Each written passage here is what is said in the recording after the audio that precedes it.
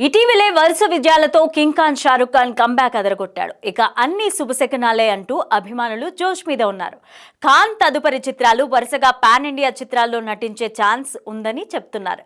అయితే తదుపరి కుమార్తె సుహానాతో కలిసి భారీ యాక్షన్ ఎంటర్టైనర్ లో నటించనున్నాడని వార్తలు వినిపిస్తున్నాయి. ఇక ఇంతలోనే అతడు చికిత్స కోసం విదేశాలకు వెళ్తున్నారన్న న్యూస్ ఒకటి అభిమానులను ఆశ్చర్యపరుస్తోంది.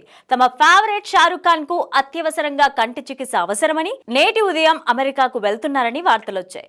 ఎస్ఆర్కే కొంతకాలంగా కంటి సమస్యలను ఎదుర్కొంటున్నారు. చూపు మందగించడంతో స్థానికంగా ఉన్న క్లినిక్ కి వెళ్తున్నారు.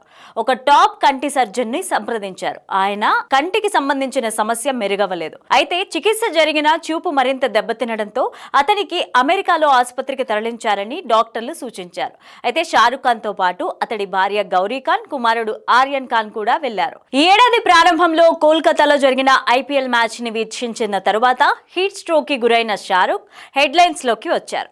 అయితే ఈ కంటి సమస్య అకస్మాత్తుగా వచ్చినట్టు కనిపిస్తోంది. అతడి వయస్సును కూడా ఈ సందర్భంగా పరిగణించాల్సిన అవసరం ఎంతైనా ఉంది. ఖాన్ త్వరగా కోలుకోవాలని కోరుకుందాం. షారుఖ్ ఖాన్ భవిష్యత్తులో ప్రపంచ వ్యాప్తంగా ఉన్న అభిమానులను అలరించాల్సి ఉంది. దానికోసం ఎంతో ఉత్సాహం నెలకొంది.